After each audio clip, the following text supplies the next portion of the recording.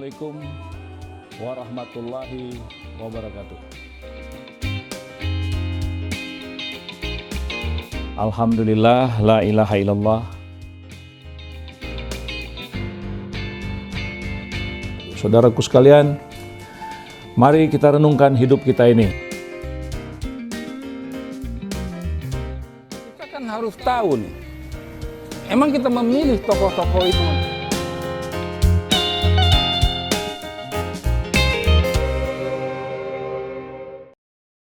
Assalamualaikum warahmatullahi wabarakatuh. Salam sejahtera kepada para pemirsa. Kembali kita berjumpa kembali dengan Mulhani TV dalam acara podcast PNS Show. Kali ini kita kedatangan beberapa tokoh dan narasumber yang akan kita bahas pada kesempatan ini, terutama mengenai masalah perkembangan situasi politik yang saat ini yang cukup hangat, yaitu mengenai masalah verifikasi partai-partai politik yang sudah mungkin sampai ke finish. Ada beberapa partai politik yang masih diverifikasi, kemungkinannya bisa lolos atau tidak. Kemudian adanya isu-isu yang dilontarkan oleh para tokoh, yaitu mengenai isu masalah perpanjangan masa jabatan presiden, bahkan ada yang menginginkan presiden 3 periode dengan berbagai argumentasi, terutama mengenai masalah Indonesia ini kan baru saja dianggap cukup berhasil mengatasi masalah COVID selama 2 tahun, dan juga banyaknya masalah-masalah lain yang harus diselesaikan, dan program-program yang pemerintah pun masih banyak yang masih tertunda gitu kan. Jadi kelanjutan daripada kepemimpinan Jokowi ini menurut pandangan sekelompok masyarakat itu perlu diperpanjang, dengan harapan tentunya bahwa program-program atau pembangunan yang sudah dilaksanakan oleh Jokowi dianggap cukup baik. Karena ada survei juga yang mengatakan bahwa di atas 70% itu puas terhadap kinerja pemerintah. Apalagi adanya komen daripada Ketua MPR Bamsud, Bambang Susatyo, yang juga melontarkan kemungkinan apakah kinerja Pak Jokowi ini bisa dilanjutkan, apakah rakyat Indonesia mungkin juga setuju gitu, karena dianggap cukup berhasil. Tapi di sisi lain tentu saja kita terbentur kepada Undang-Undang Dasar Negara kita, bahwa masa jabatan presiden itu sudah tegas-tegas ditetapkan di pasal 7, masa jabatannya 5 tahun, dan seorang presiden hanya bisa dipilih 2 kali. Kemudian juga ada pasal lain mengenai masalah pemilu, yaitu di pasal 22, bahwa pemilu itu dilaksanakan 5 tahun sekali. Untuk memilih kepala negara, Bapak Presiden, kemudian Wakil Presiden, Ketua MPR, DPR, DPD, dan DPRD. Nah, tentu ini menjadi polemik di masyarakat. Oleh sebab itu dalam saat ini, kesempatan ini, kita kedatangan atau kita mengundang beberapa tokoh yang bisa kita harapkan memberikan suatu tanggapan mengenai masalah ini, sehingga masyarakat nanti mempunyai suatu pegangan bagaimana seharusnya menghadapi masalah-masalah ini. Nah, di samping kami, samping saya, di sini ada Bapak Dr. MS Ka'ban. Beliau adalah wakil Majelis Syuro dari Partai Umat. Kemudian di samping saya, sebelah kiri saya ini ada Pak Denny, Dr. Denny, sebagai seorang pengamat sosial politik yang tentunya juga memperhatikan mengenai masa perkembangan politik saat ini. Kemudian di sebelah kanan saya juga ada narasumber, yaitu Pak Rahmat, dari seorang politisi dan pengamat juga, yang kita bisa harapkan mereka bertiga ini bisa memberikan masukan yang menjadi pegangan, baik secara konstitusional maupun secara politis. Yang tentunya kita harapkan dengan adanya podcast atau diskusi saat ini, itu akan menjadi pencerahan bagi masyarakat bahwa mengenai persoalan ini itu harus diselesaikan secara konstitusional atau secara tidak non konstitusional. Karena kalau secara konstitusional tentunya Undang-Undang Dasar Negara kita harus dirubah. Nah, tentu hal ini menyangkut mengenai masalah biaya yang besar, dan tentu di rakyat pun harus diminta pendapatnya secara umum.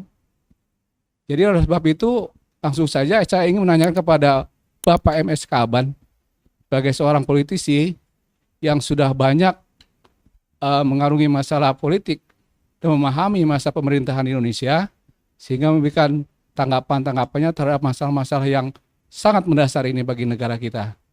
Jadi Pak Kaban, dengan adanya polemik di masyarakat, yaitu adanya pro dan kontra, di satu sisi menganggap kinerja Bapak Presiden, Bapak Jokowi dianggap cukup berhasil, sehingga ada kemungkinan diperpanjang itu lebih baik. Tapi ada sisi lain, banyak masyarakat kita yang menentang. Dan secara survei pun menentang sebetulnya kalau diperpanjang, karena ini bertentangan dengan konstitusional kita sendiri. Jadi bagaimana menurut Pak Kaban? Silakan Pak. Ya, Bung Edward, Bung Denny dan Muhammad semua dan para pemirsa. Jadi memang kita ini dah sebagai bangsa juga negara kita ini dalam menghadapi dinamika kehidupan kita bernegara dan berbangsa. Menurut saya dinamika itu harus tetap terjaga, harus tetap terpelihara. Nah, dinamika itu apa? Dinamika politik itu adalah menyangkut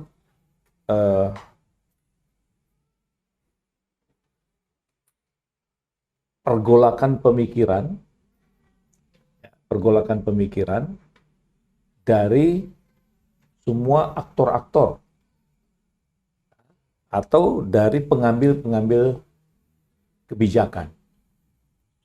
Nah, sudah tentu siapapun aktornya di dalam konteks kita bernegara ini, berbangsa ini, kita tidak bisa lepas dari apa yang menjadi pedoman. Nah, sudah tentu pedoman kita ini adalah Undang-Undang Dasar yang kita akui. Jadi selemah apapun atau seburuk apapun suasana konstitusi yang ada, sepanjang dia masih belum berubah, dia berlaku. Dia tetap berlaku. Nah, jadi katakanlah kita mengatakan reformasi itu mengamandemen Undang-Undang Dasar 45 dan itu 4 kali amandemen. Nah, pertanyaannya, benarkah itu mengamandemen atau sudah merubah Undang-Undang Dasar? Gitu. Ya. Jadi istilahnya adalah amandemen. Amandemen 1, amandemen 2, 3, 4. Ya kan? Bahasa kita amandemen. Tapi isi dari Undang-Undang Dasar itu ternyata telah mengalami perubahan yang sangat signifikan. Jadi, walaupun Undang-Undang Dasar itu ada juga sekalian mengatakan ini palsu, ya, Tetapi karena itu disahkan, ya, disahkan oleh institusi yang resmi, yang diakui, dia tetap berlaku. Nah, jadi makanya saya katakan tadi, seburuk apapun, ya, seburuk apapun dia, karena itu adalah yang diakui, maka dia tetap berjalan. Nah, bertitik tolak dengan cara berpikir seperti itu, ya. Ketika kita memotret bagaimana masalah kesinambungan pemerintahan. Nah, kesinambungan pemerintahan itu adalah dengan pergantian. Jadi, adanya pergantian kepemimpinan, adanya pergantian pemerintahan, atau ada pergantian presiden, itu bagian yang tak terpisahkan dari kelanjutan, keberlangsungan kita bernegara, berbangsa ini. Nah, jadi, amanat konstitusi kan jelas, ya kan?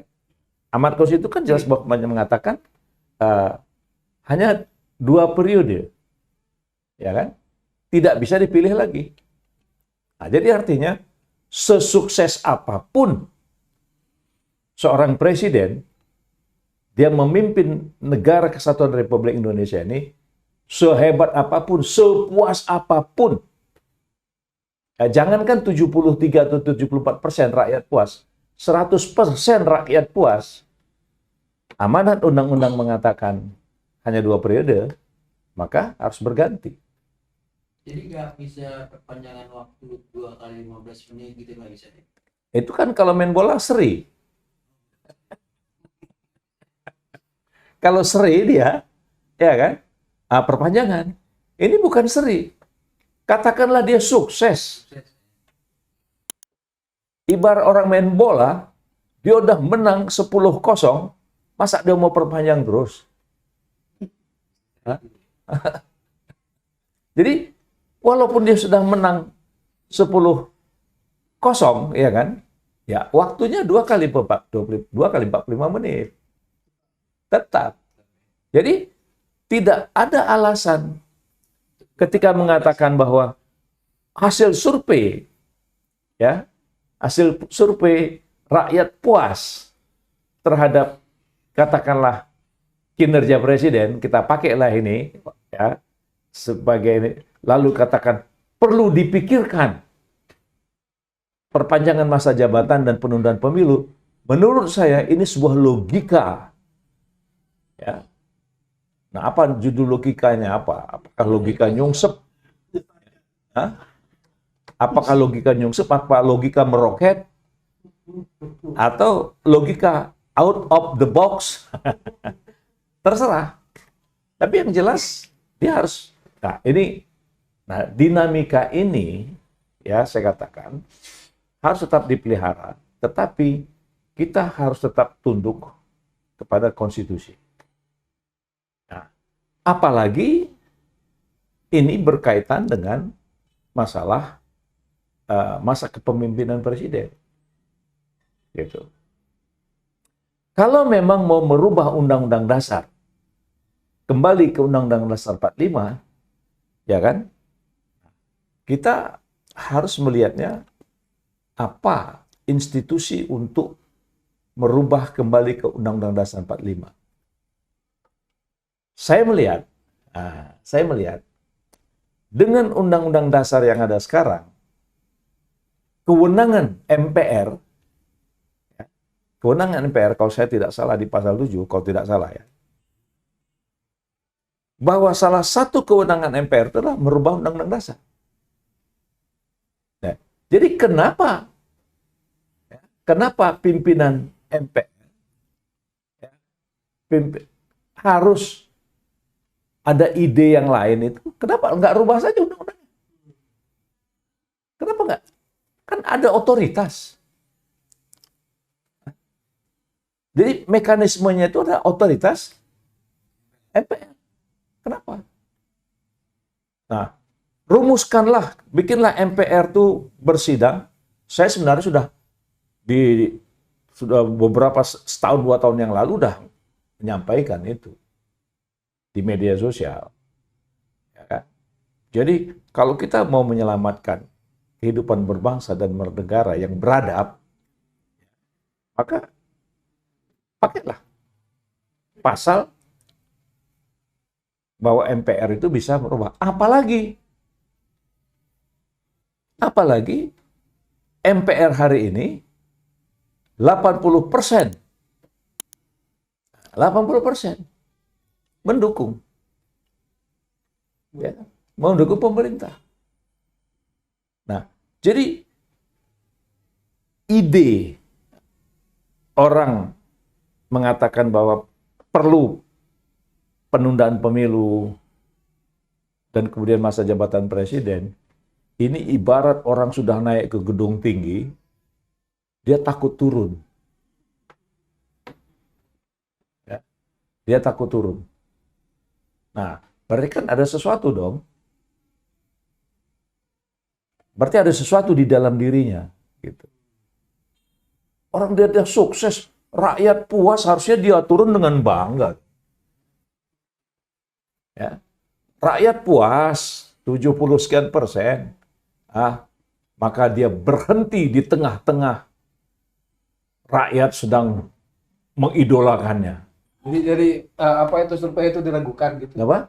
Apakah hasil survei itu? Enggak, ini persoalan logika.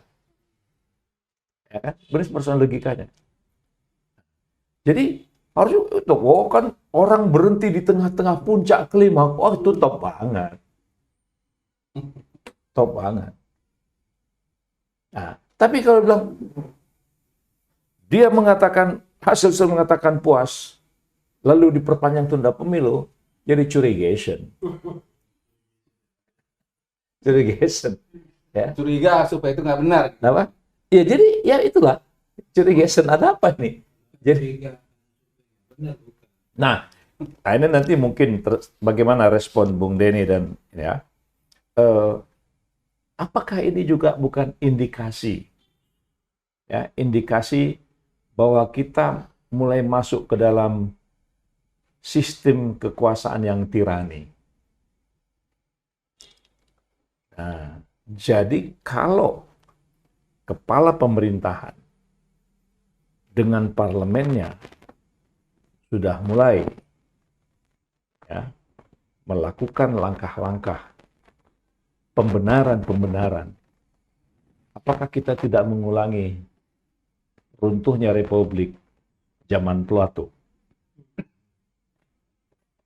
Jangan lupa, ya, sistem Republik itu pernah bubar, pernah gagal. Nah, apakah kita ingin mengulangi kegagalan itu lagi? Ini pertanyaan mendasar. Nah, kenapa saya mengatakan demikian? Karena fakta menunjukkan bahwa pemilu yang lalu terindikasi.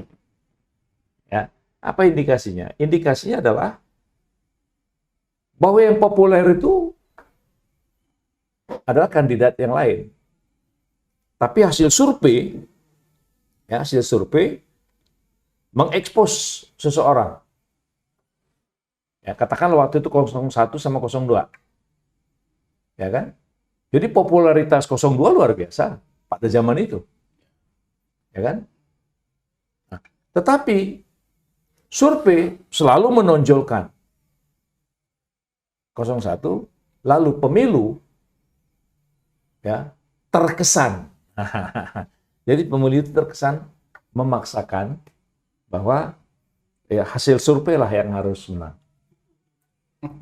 Nah ini bagaimana kita? Maka saya katakan, apakah kita di dalam membangun dinamika, ya, dinamika berdemokrasi, dinamika pergolakan pemikiran untuk membangun peradaban bernegara dan berbangsa itu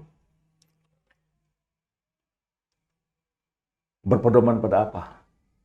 Nah, saya mengatakan pedoman kita ya undang-undang dasar.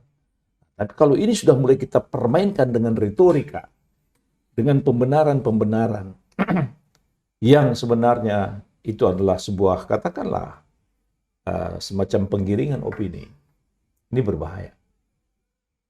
Ini berbahaya. Tapi Pak Kabar, Nah, itu kan ada dinamika tadi, hasil survei tiga capres kan, yang itu aja kan. Tapi tiba-tiba di satu sisi pemilu ditunda, itu gimana gitu? Nah, ini yang saya katakan tadi. Satu sisi kita membuka pintu demokrasi. Orang diberikan kesempatan, partai politik mengusung dengan persyaratan threshold dan sebagainya, kan begitu. Nah, lalu ada hasil survei. Nah, hasil survei itu menyatakan kepuasan terhadap presiden, lalu pemilunya ditunda. Pemilihan presidennya nggak jadi. Itu apa ya? Nah, ini yang saya bilang tadi, ini logika apa? Nah, maka kalau saya mengatakan ini adalah, apakah ini logika nyungsep? Nah, jadi ini kalau saya melihat, jadi sebagai yang terlibat dalam partai politik yang baru, kenapa sih kita nggak seperti tahun 55? Tahun 55 itu perorangan boleh mendaftar untuk jadi calon anggota parlemen. Ormas-ormas boleh mendaftar. Partai politik boleh mendaftar. Jumlahnya banyak. Dalam suasana yang sangat sederhana. Sistem komunikasi, teknologi komunikasi belum sehebat sekarang. Belum ada digital. Kita masih revolusi 1.0. Ya, sedangkan sekarang sudah 4.0 kan. Ya. Hah? Jadi bayangkan pada waktu pemilu 55 itu masih revolusi 1.0. Sekarang sudah 4.0. Hah? Nah, lalu kita tidak siap mengulang kegemilangan kejujuran demokrasi tahun 1955. Nah, apa kita tidak merasa merasa tersindir kualitas kita menyelenggarakan pemilu itu. Nah, jadi sebagai partai politik harusnya bahasa-bahasa yang mengatakan partai A harus lolos, partai B tidak boleh lolos. Ini menurut saya pencederaan. Inilah bibit-bibit tirani, ya. Inilah bibit-bibit tirani demokrasi. Artinya demokrasi, tapi style ya adalah membangun tirani. Jadi yang boleh hanya yang saya tunjuk, yang tidak saya tunjuk. Nah, ini berbahaya. Itu kita artinya sedang menanam bibit-bibit badai peradaban. Gitu kira-kira. Silakan. Jadi kalau saya tangkap,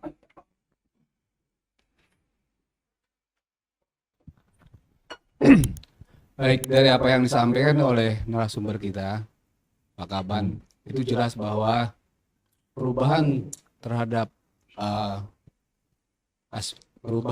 masa jabatan presiden, kemudian apakah pemilu ditunda, perpanjangan masa presiden jabatannya, itu harus dilalui secara konstitusional. Tentu dalam hal ini untuk menjaga kelangsungan negara kita. Nah, di sisi lain kita juga ingin minta pendapat dari tokoh lain juga yang mungkin punya pendapat yang beda atau sama, supaya kita lebih punya pegangan, lebih kuat. Apakah ide, gagasan, atau pemikiran perpanjangan periode masa presiden ini baik atau tidak untuk bangsa negara kita. Nah, sebab itu dalam hal ini kita minta pendapat dari Pak Denny dulu. Bagaimana pendapat Pak Denny mengenai masalah ini? Apakah hal ini ada hal yang baik atau tidak bagi negara kita? Silakan. Ya, terima kasih Pak Edward. Ya, ini menarik. Ini tadi yang sudah disampaikan oleh Pak Kaban ini, ya begitulah adanya. Kita kalau yang namanya aturan mainnya sudah ada kan, itu dari konstitusi. Itu kan udah jelas tuh 2 periode. Tetapi dalam hal ini saya melihat ada yang nakal nih. Ada yang coba-coba nakal. Ya kan? Nah, kepentingannya ya kita nggak tahu apa sesungguhnya di balik itu. Tetapi kalau menurut saya, pandangan pribadi saya, kalau misalnya seorang presiden itu dikatakan sukses atau berhasil atau apa, lalu kenapa harus diperpanjang? Tadi seperti yang Pak Kaban bilang tadi, kalau kenapa harus diperpanjang? Begitu. Atau karena alasan lain bahwa suatu cita-cita, keinginan, ideal dia belum tercapai. Ya kan? Sehingga memerlukan waktu untuk menyelesaikan apa yang sudah mereka rancang. Sehingga harus diperpanjang misalnya. Tapi diperpanjang atau mau 3 periode atau cuma diperpanjang entah melalui apa caranya, saya tidak melihat kemungkinan itu ya di konstitusi kita tidak melihat kemungkinan itu. Tapi kalaupun mereka bisa menemukan cara entah melalui konsensus apa saja memperpanjang jabatan presiden misalnya, ya yang pasti kan efeknya tentu memperpanjang jabatan mereka juga sebagai ketua DPD, sebagai ketua MPR, sebagai ketua DPR. Nah, yang menyedihkan kan yang gubernur bupati yang sudah tersingkir, gitu kan. Kok nggak diperpanjang, kemarin sudah dilewatin, gitu. Jadi menurut saya, ya, jadi memang menurut saya sih agak aneh. Nah, jangan-jangan ada sejenis idiosinkrasi tertentu atau apa ya yang dipikirkan. Tapi yang ngomong ini nggak main-main loh Pak. Yang bicara ketua DPD juga bicara mengenai masalah gagasan gitu. Kemudian ketua MPR juga melontarkan gagasan ini.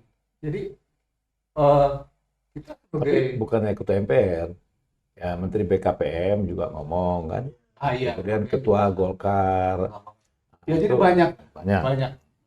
oh yang menganggap bahwa ide perpanjangan jabatan presiden itu baik gitu. Nah, menurut Bapak ini dalam kehidupan berbangsa kita punya ajas negara Indonesia yang berdasarkan Pancasila yang dipimpin oleh rakyat, yang dipimpin dengan cara musyawarah. Artinya musyawarah ini kan melibatkan secara nasional untuk hal-hal yang sifatnya sangat mendasar ini di negara kita. Jadi etis nggak menurut Bapak kalau ada pejabat-pejabat semacam ini melontarkan gagasan itu, sementara rakyatnya sendiri kebingungan. Ini ada beberapa diktum yang berbeda nih kalau kita mau bahas secara serius soal ini. Pertama, MPR itu apa sih? DPD itu apa sih? Kan? Anda bilang bahwa ya itu lembaga negara, oke, fine. Lalu ngapain aja? Dia berbicara atas nama negara, atas nama rakyat, atau dia bicara berdasarkan hukum-hukum dasar yang ada di konstitusi? Nah, ini lagi-lagi kita harus melihat kepentingannya ke belakang nih. Jangan-jangan ada yang saling bisik kalau saya boleh bercuriga sebagai rakyat biasa. Kayaknya pemerintahan masa lalu itu Perlu dikembangkan ilmu curigation. pemerintahan masa lalu itu banyak proyek-proyek mangkrak yang menjadi jargon kebanggaan pemerintahan saat ini. Misalnya, lalu belum apa-apa power syndrome-nya sudah keluar. Mangkrak juga.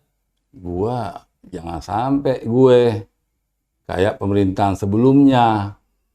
Akan dibilang lagi sejarah berulang, presiden yang punya proyek-proyek mangkrak.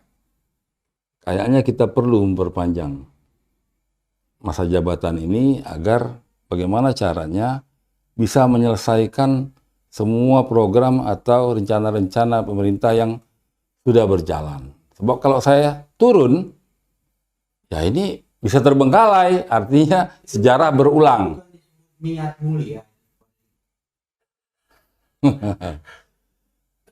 Kalau mau dibilang niat mulia, ya saya juga bingung menjawabnya. Apakah itu niat mulia atau tidak? Tapi bagi saya, ya tadi seperti yang Pak Kaban bilang, regenerasi itu kan harus tumbuh. harus terus maju ke depan. Ya, pemerintahan ini kan nggak boleh vakum, Tapi kan berjalan. Pemilu harus berjalan, memilih Denny, pemimpin baru. Tapi oke. Tapi Pak Denny, Pak Jokowi sendiri kata secara pribadi, beliau itu orang yang taat hukum, taat kepada konstitusi. Beliau menganggap bahwa wacana-wacana 3 periode itu malah sifatnya menjerumuskan beliau. Jadi tidak mungkin lah sepertinya Pak Presiden itu juga punya keinginan untuk itu gitu. Apa ini hanya sifatnya sepihak saja, atau memang sebetulnya ide itu datang dari orang-orang dekat Bapak Presiden sendiri? Menurut Bapak, bagaimana menurut Bapak ini? Bagi saya ada atau tidak ada ide itu sama-sama bermasalah. Ya kan? Artinya kalau nggak yang ini bermasalah, yang itu bermasalah. Ya kan? Kalau nggak ketua MPR sama DPD bermasalah, ya presidennya yang bermasalah. Kalau masih kalau mau ngotak-atik di situ-situ juga, gitu. Ya bisa saja mereka lakukan itu besok ini, ya karena begitu sudah dites tuh ke lapangan, ternyata reaksinya nggak begitu ini nih, nggak begitu Tidak ada penolakan kuat gitu. nih. Ya, Tidak kuat ya penolakan. udah, cawe-cawe aja udah laksanakan. Yang siapa yang mau protes? Andai kata besok ini, saya anggaplah saya presiden nih. Saya putuskan, saya minta Pak Ketua DPD, Ketua MPR, Ketua DPR, ayo kita laksanakan bersama, perpanjang masa jabatan ini, entah bagaimana caranya, lakukan. Itu pasti terjadi. Itu Bisa bagus terjadi. nggak? Bagus Dan nggak untuk nggak akan ada yang bisa menghalangi itu. enggak untuk kehidupan demokrasi Pancasila bagus nggak? Jelas buruk. Buruk ya. Itu buruk, sudah pasti buruk. Kan? Mengapa? Karena Jadi mereka ini mencontohkan suatu suatu gagasan yang sebenarnya nggak ada gunanya, nggak perlu, nggak bagus. if you talk about democracy, oke, kembali kepada prinsip dasarnya dulu. The terminologi dari demokrasi itu apa sih? Ya kan? Kembali kepada teori dasarnya kan. Pemerintahan oleh rakyat. Nah, ketika mereka memperpanjang itu, aspirasinya apa? Dari polling bahwa ini adalah sukses kemudian mau diperpanjang? Apa dari rakyat? Kalau mereka bisa bagaimana menunjukkan ukuran kalau mereka rakyatnya? bisa menunjukkan pollingnya, oh ini ada. Nonsense. I bet, nonsense. Nggak mungkin. Ya, saya berani bertaruh itu. Dari mana tuh ukurannya? Bahwa rakyat itu setuju. Ya, you can do mobilization ya. Lu lakukan tuh mobilisasi. Kumpulkan orang-orang seperti yang sudah lalu-lalu. Kemudian satu pihak juga Anies bersafari kemana-mana juga. Ya, kemudian di GBK ada juga tuh. Ngumpul-ngumpul. Mereka berdebat sendiri tuh. Ya. Kita lihat kan di TV kan ada perdebatan orangnya PDIP dengan relawan-relawan itu kan. Pertanyaannya manusia yang dimobilisasi itu rakyat yang datang dari mana nih? Habitat apa ini mereka ini? Apakah mereka mengerti bahwa konstruksi pembangunan negara bangsa ke depan ini seperti apa? Indonesia ini akan dibangun seperti apa? Apakah mereka paham? Begitu loh. Mereka yang berkumpul di mana itu di GBK itu. Ya kan? Ya kalau individu-individunya yang memobilisasi itu bisa saja mereka berdebat di TV. Kami ini adalah relawan biasa, kami ini segala macam, kami bukan partai politik. Lalu ada 275 juta nyawa di sini. Gitu. Di GBK itu ada berapa orang sih? Kemudian pembangunan itu ada berapa orang sih? Terusnya kelompok yang bersafari menjadi capres-capresnya ada berapa orang sih? Ada bisa dihitung kan itu semua. Nah, apakah itu merupakan aspirasi yang kemudian kita kerdilkan menjadi seolah-olah bahwa itu adalah aspirasi nasional? Jangan-jangan nasional sendiri nggak punya aspirasi, nggak ngerti juga apa yang terjadi selama 2 periode ini. Jangan-jangan loh, ya kan? Nggak ngerti. Nah, sekarang kalau kita mau jujur nih, kalau kita bicara langsung nih, sekarang tiba-tiba datang mau bangun IKN itu dari mana datangnya? Apakah itu masuk dalam nawacita? Misalnya itu kalau mau diuji gitu ya. Tapi oke, what is the past is past. We are not fighting for the past. Oke, sekarang ini kita lihat ke depan nih. Ya. Kita tidak fighting for the past. Kita lihat ke depan. Nah, sekarang ini gimana nih? Andai kata mereka mau melakukan niat itu akan terjadi, akan mulus-mulus aja juga. Nggak ada yang protes. Emang rakyat mana yang mau protes? Nggak ada kan? Karena apa? Karena negara ini milik partai-partai sudah, bukan milik rakyat. Berarti kalau rakyat tidak protes, Pak Deddy nggak marah-marah. Iya. Iya. Ya bukan begitu artinya. Oh, iya. Jadi Pak Deddy ini kita kan punya aturan main. Ada di aturan main itu. Kedua, masyarakat bagaimana? Rakyatnya bagaimana kan gitu kan? Setuju apa tidak kan kita belum tahu. Kalau ada sekelompok hanya yang mendukung atau tidak itu kan Tapi begini, Edward, apa yang dikatakan Bung Denny dan yang coba dipancing oleh Bung Mulhadi. Jadi kalau memang gitu ya, pusat perhatian kita adalah kembali kepada Undang-Undang Dasar 45, ya kan? Undang-Undang Dasar 45 yang kita anggap asli itu adalah yang ditetapkan 18 Agustus 1945. Walaupun sebelum itu ada juga yang disepakati Piagam Jakarta, kan begitu. Jadi, kalau poinnya adalah kembali ke Undang-Undang Dasar 45 itu, saya tetap ingin mengatakan ya, bahwa MPR itu punya otoritas. Nah, DPD, ya, seluruh anggota DPD adalah menjadi anggota MPR. Nah, jadi kalau MPR ini terdiri atas DPD, ya kan, atas DPD dan wakil-wakil partai politik yang ada di DPR menjadi anggota MPR. Sementara partai-partai politik itu kan sekarang seperti jadi tukang stempel.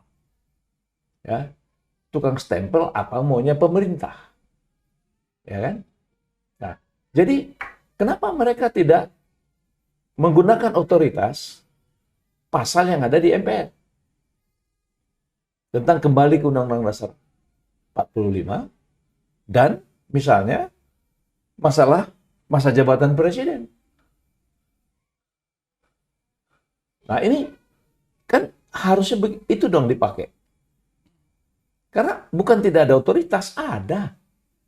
Dibuka kok kesempatan itu oleh MPR. Kalau mau menurunkan presiden, nah ini kan temanya bukan menurunkan presiden. Nah, mau memperpanjang masa jabatan presiden. Nah, pasal-pasal itu dong yang harus dipikirkan oleh MPR. Nah, sebab kalau dengan mekanisme lain, ya saya pikir itu akan memakan energi yang besar, ya kan? Energinya sangat besar. Dan kemudian mungkin biaya politiknya juga mahal. Jadi kita kembalilah. Jadi saya tetap ingin kita membangun negara ini, membangun bangsa ini mesti beradab. Nah, keberadaban itulah ketaatan, kepatuhan kita berkonstitusi. Bukan menurut selera. Gitu, bukan menurut selera. Nah, sekarang ini kecenderungannya adalah selera tadi. Ini yang saya katakan bahwa kalau itu terus-menerus dilakukan, kita menggunakan demokrasi sebagai alat untuk menimbulkan tirani. Oh, itu berbahaya. Nah, ini menurut saya harus dicegah. Gitu. Nah, itu tuh terhadap apa yang disampaikan Bung Denny tadi. Nah, bagaimana kita melihat supaya duduk, persoalan supaya duduk. Artinya kita menempatkan masalah itu pada tempatnya, supaya kita tidak keliru gitu.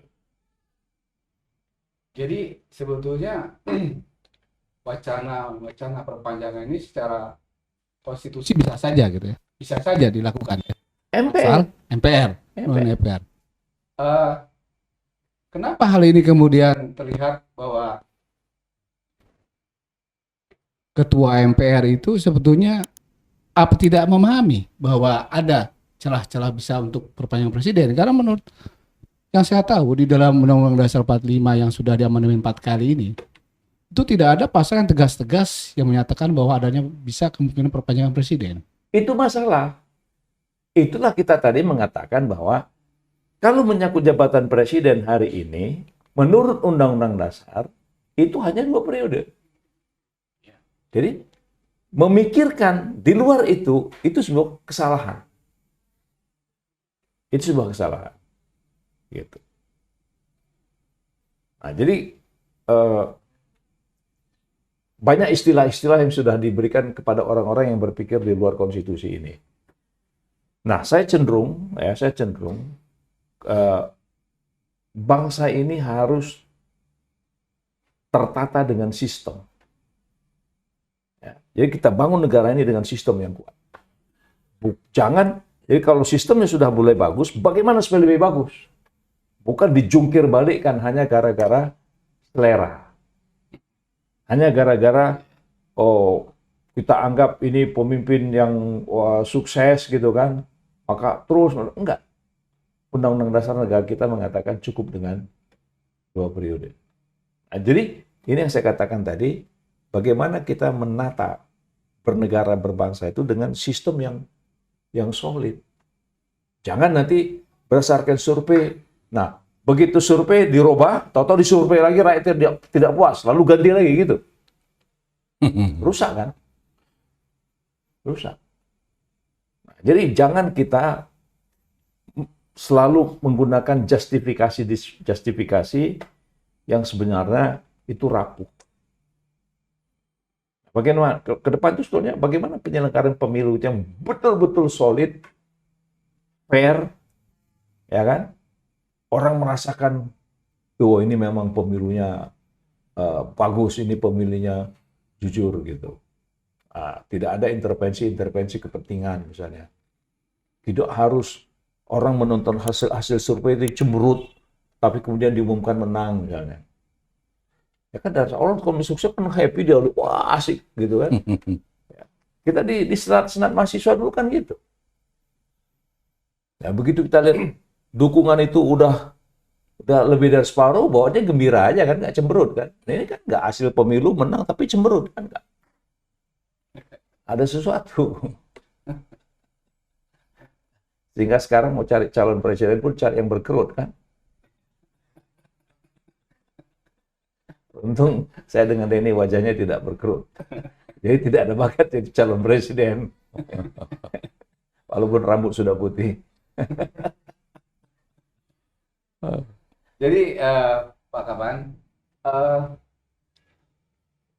himbauan apa yang disampaikan gitu ya, sama kepada masyarakat luas terhadap isu-isu semacam ini, juga kepada para tokoh gitu ya, para pimpinan kita yang sebenarnya nggak perlu lah adanya gagasan-gagasan yang kontroversial ya, yang tidak ada dasar hukumnya gitu, belum ada gitu.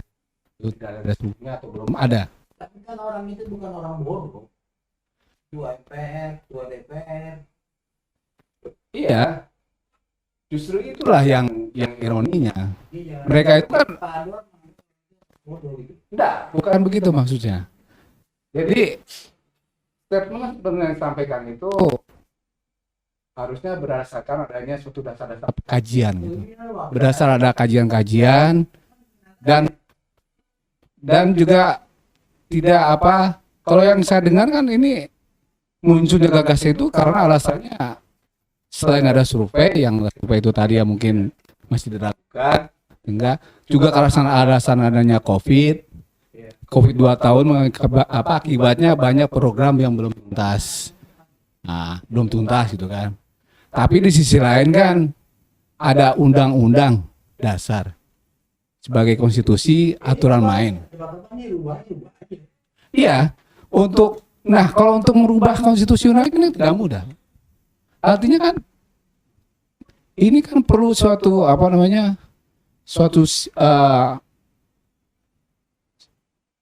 keinginan dari kalangan masyarakat yang memang yang menunjukkan bahwa presiden itu perlu diperpanjang, tidak hanya tidak jadi MPR saja gitu kan. Jadi banyak kalangan masyarakat yang memang menuntut itu gitu. Nah, iya harus itu, harus membuktikan gitu. Memang masyarakat banyak yang mendukung, gitu. Karena MPR wakil rakyat, gitu. Jadi, ya kalau memang rakyat sendiri menghendaki. Nah, tapi kan persoalannya belum ada terlihat itu, belum ada. Ini kan baru gagasan aja. Kan diprotes sama Denny itu. Nah, itu dia. Jadi bagaimana Pak Denny? Menurut Bapak ini apakah ini perlu dilanjutkan wacana-wacananya baik atau tidak? Itu bagaimana nih Pak? Saya pikir supaya jaga mulut aja mereka-mereka itu. Kalau menurut saya ya, kalau menurut pendapat saya, iya. Ya ini kan memangnya Republik ini mati tanpa orang-orang itu. Rusak atau bagaimana? Atau dia hilang kepercayaan dia kepada lanjutan generasi. Ya kan? Ini kan generasi itu kan terus tumbuh. Ya kan? Jadi jangan kau rampok the rights of the rebirth.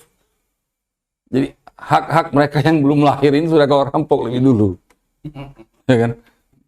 Seolah-olah kaulah yang hanya mampu untuk mengurus Republik ini. Begitu.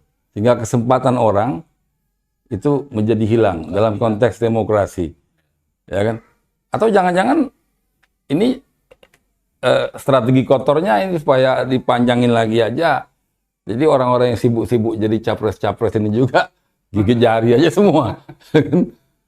Ini kan anomali sekali ya, di satu sisi KPU sudah membuat jadwal, ya, lalu tiba-tiba melemparkan wacana supaya dipikir tentang pemilu itu, entah itu ditunda, maksudnya apa untuk memperpanjang, nggak jelas juga kita maksudnya apa itu.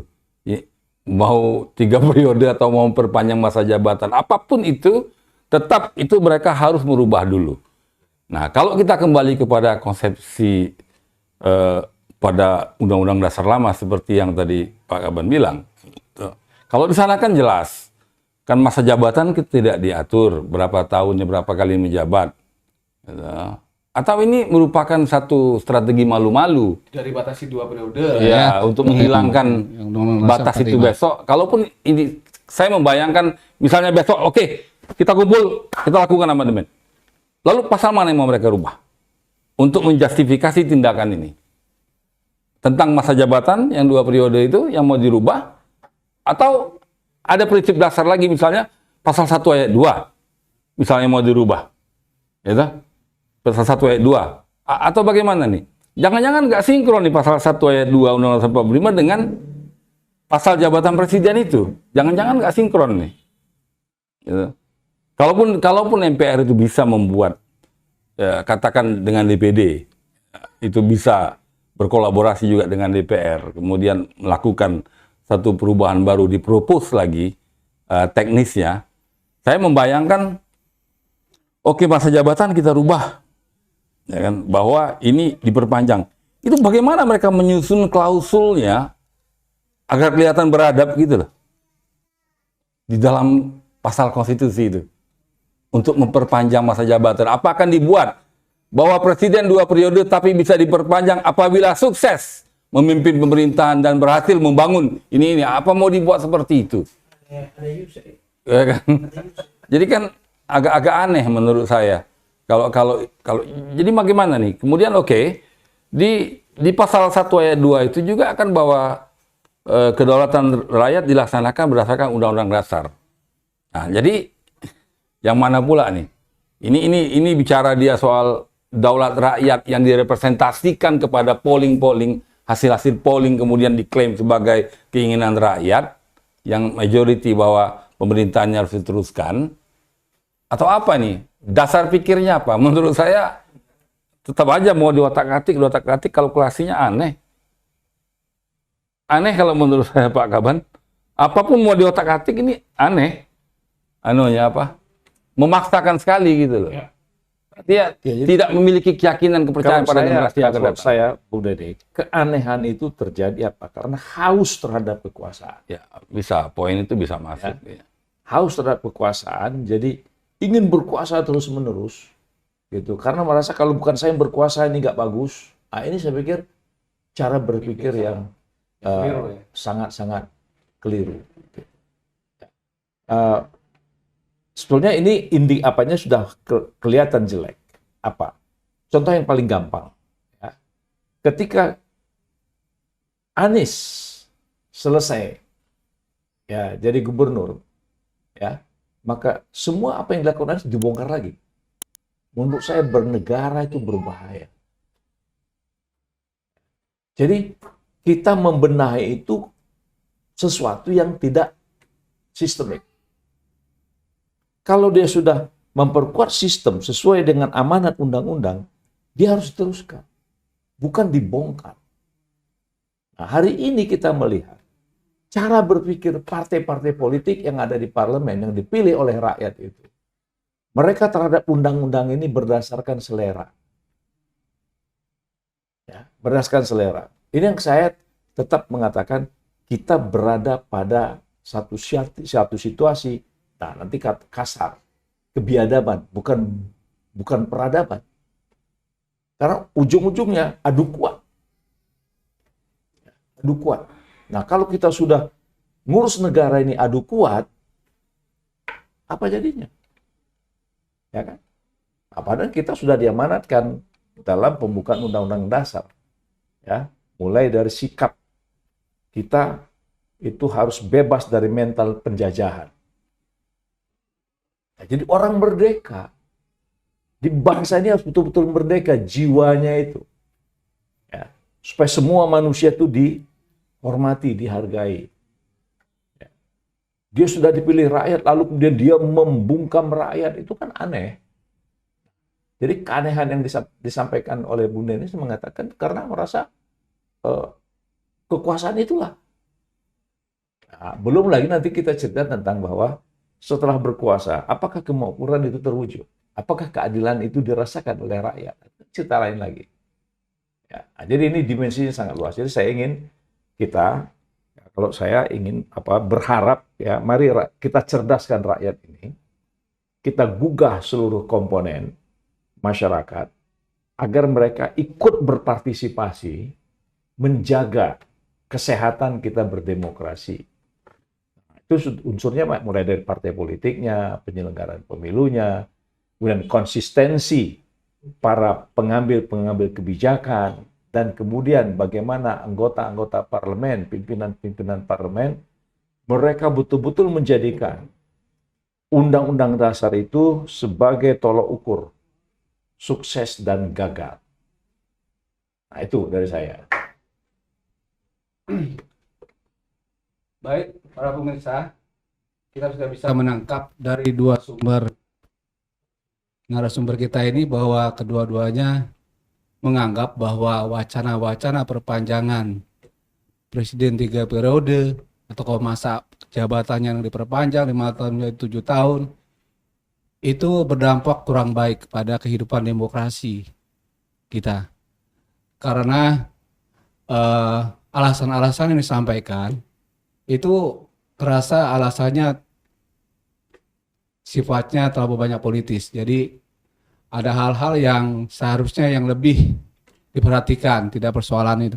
Jadi masalah keberhasilan atau tidak seorang presiden itu seharusnya bukan kemudian dilanjutkan dengan wacana 3 periode atau perpanjangan, tapi tetap harus pada landasan konstitusional, yaitu seorang presiden hanya bisa dia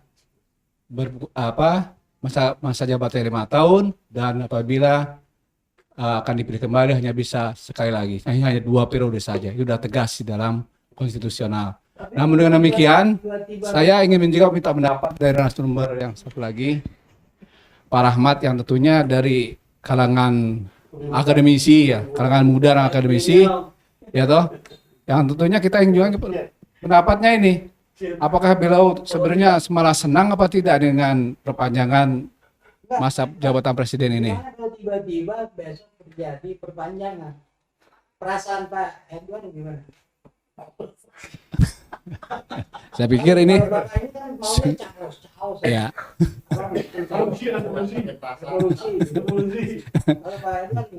Kok perasaan saya biasa-biasa saja. Ya. Boleh saja kalau memang itu secara hukum memang dibenarkan. Baik, kita dengar dulu pendapat dari narasumber yang satu lagi, yaitu Pak Rahmat. Silakan Mas Rahmat. Bismillahirrahmanirrahim. Dari penjelasan dua narasumber tadi sebenarnya sudah jelas ya bahwa kalau sudah ada rule of the game-nya konstitusi kita seperti itu ya harus kita ikut prosedur kan. Tapi lagi-lagi itu ada pikiran-pikiran aneh di pejabat kita yang kebetulan jabatannya mewah pula, mewakili rakyat Indonesia gitu. Nah itu menurut saya kita harus menggalang kekuatan keberapa ya, kelima teman-teman pers ini kayaknya nih untuk bisa melakukan check and balance bahwa apa yang mereka lakukan itu selain apa menipu diri, membunuh nuraninya, juga mereka telah melakukan pengkhianatan. Jadi saya hampir sepakat dengan status mereka sebagai teroris konstitusi itu. Gitu dari kalangan muda saya kira mungkin kita harus menggalang semacam ini apa namanya ya, bukan boykot, bahasa yang lainnya apa, yang banyak terminologi banyak. Mas Denny, mungkin kita menggalang semacam kalau boykot nasional kan lebih ke arah ini ya, ke arah kebijakan. Ini orang-orang tua yang saat ini diamanahi sebagai pimpinan lembaga tinggi negara, kemudian mereka dengan semena-mena dan dengan euphemism, ya mereka seolah-olah itu bicara tentang rakyat, atas nama rakyat, mengcover dirinya sebagai wakil rakyat, tapi ternyata dia juga membodohi, bahkan membunuh rakyat itu sendiri yang sudah memberi mereka amanah. Jadi saya kira harus ada kebulatan tekad lah. Caranya? Tadi Mas Denny pernah bilang tentang itu ya, apa, convention ya, national convention. Nah, itu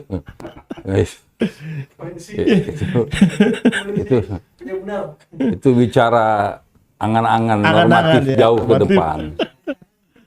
Ya, kalau saya itu Pak Edward. Jadi kalau kita lihat apa yang ditampilkan oleh para elit bangsa ini yang atas nama ketua MPR, ketua DPD, beberapa menteri, bahkan ketua umum partai politik, itu hal yang memalukan dan kita menyesalkan, bahkan mengutuk apa yang mereka sampaikan itu. Mungkin itu Pak Edward, makasih. Assalamualaikum warahmatullahi wabarakatuh. Waalaikumsalam warahmatullahi wabarakatuh. Tegas sekali ini Pak Rahmat ini menyampaikan bahwa hal itu ada suatu hal yang tidak baik gitu ya untuk melanjutkan generasi di negara-negara kita. Jadi wacana ini dianggap bahwa tidak baik bagi negara kita, tapi saya ingin mengetahui lebih lanjut statement terakhir dari Bapak MS Kaban sebagai dari elit politik yang tentunya akan menjadi ikut dalam pemilu nanti.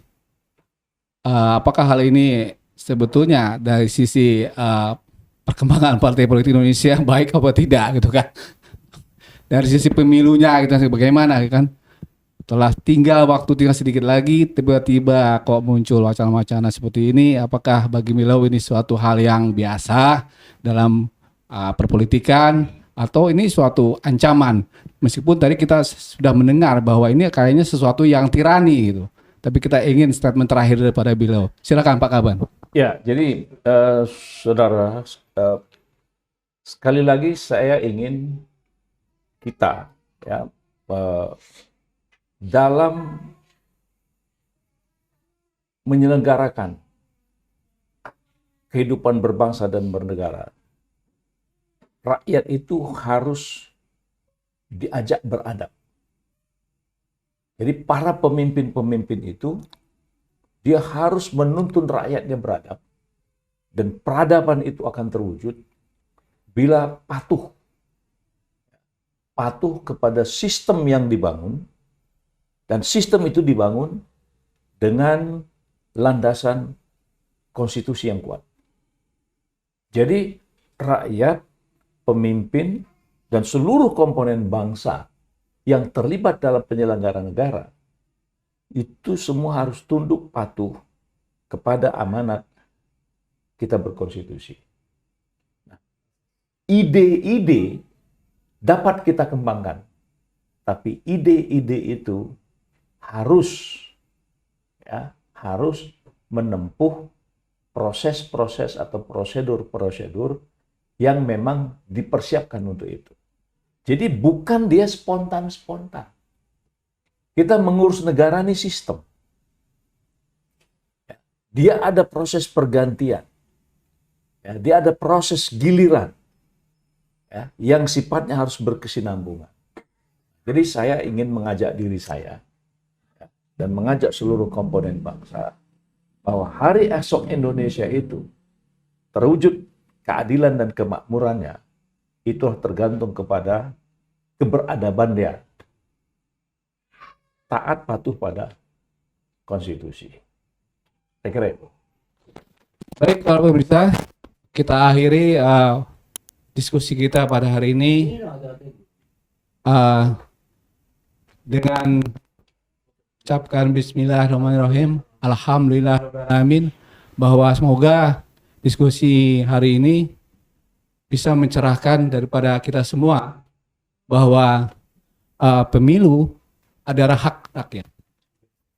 Bukan hak kelompok, bukan hak partai politik. Apa yang terjadi dalam negara ini harus melibatkan rakyat melalui pemilu. Demikian menurut saya akhiri. Wassalamualaikum warahmatullahi wabarakatuh. Waalaikumsalam. Assalamualaikum warahmatullahi wabarakatuh. Alhamdulillah, la ilaha illallah.